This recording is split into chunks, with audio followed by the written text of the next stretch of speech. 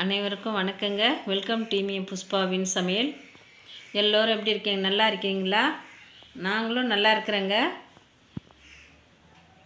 இப்போ இந்த கிராமத்தில் பனம்பழங்க, இந்த பனம்பழத்தை வச்சு ஒரு ரெசிபி செய்ய போகிறேன். இந்த பனம்பழத்தில் குழி பணியாரம் செய்ய போகிறேங்க. அல்வாவும் செய்யலாம். நான் இப்போ குழி பணியாரம் செய்ய போகிறேன். இது எப்படி செய்யுதுன்னு பார்க்கலாங்க. இந்த பனம்பழத்து மேலே இருக்கிற இந்த செண்டை எடுத்துட்டு குண்டானில் தண்ணி கொஞ்சமாக வச்சு வேக வச்சு எடுத்துக்கலாங்க. பனம்பழம் வேக வச்சு எடுத்துன்னு வந்தாச்சுங்க.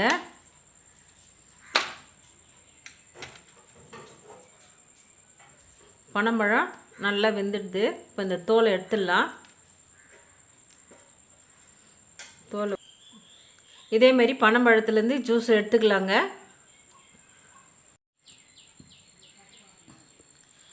நார் இல்லாமல் பனம்பழத்தை இதுமாரி ஜூஸ் எடுத்துக்கலாங்க. பனம்பழ சாறில் நல்ல திக்கான பால் 1 டம்ளர் ஊற்றிக்கலாங்க.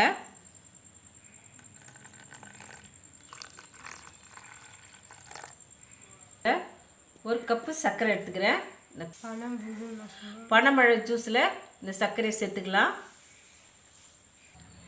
இந்த பனம்பழ ஜூஸில் 1 கப்பு மைதா மாவு இது கூட சேர்த்துக்கலாங்க.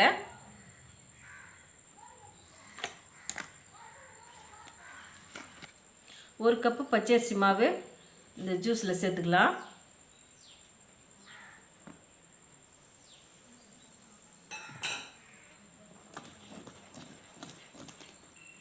இந்த மாவெல்லாம் நல்லா கலந்து விட்டாச்சுங்க.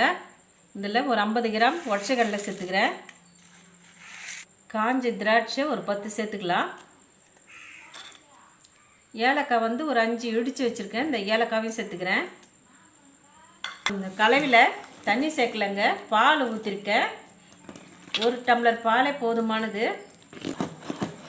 இதுமாதிரி நல்லா கலந்து விட்டுக்கலாங்க. ஸ்டவ் பற்ற வச்சு குழி பணியார சட்டி வச்சுக்கலாங்க.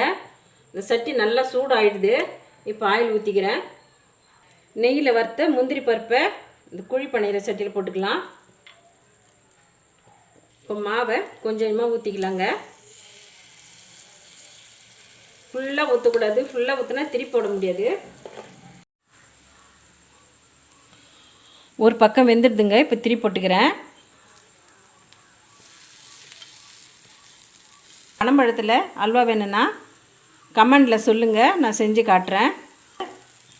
பனம்பழ கொட்டையை தான் மண்ணில் பொதிச்சா பனங்கிழங்கு ஆகுங்க. இப்போ நான் அந்த பனம்பழ சாறில் குழி பணியாரம் செய்திருக்கேன். ரொம்ப டேஸ்ட்டாக இருக்குங்க. இது உள்ள சத்தான பொருள் முந்திரி பருப்பு, பொட்டுக்கடலை, திராட்சைலாம் சேர்த்துருக்கேன். நல்ல சத்தான பனம்பழ குழி பணியாரம் ரெடி ஆகிடுச்சிங்க.